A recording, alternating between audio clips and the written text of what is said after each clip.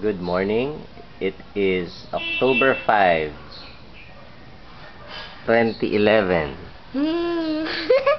And we are here with Kush. And Kush is staying home today because of that and that and especially that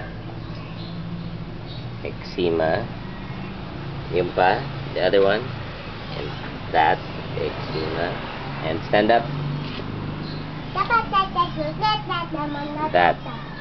that eczema, that much, that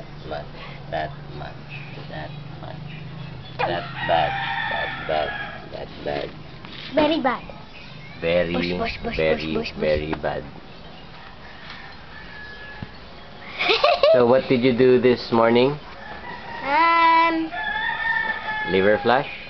Liver flush. Egg yolk liver flush using duck eggs Duck eggs. from Palawan. From Palawan.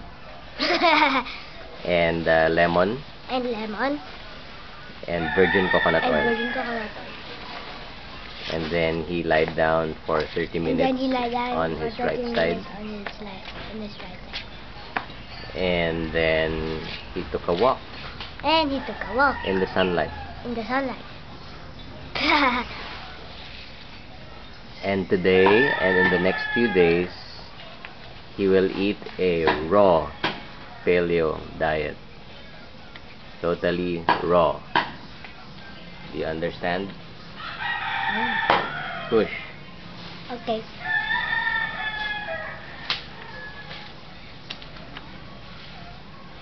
Say bye-bye.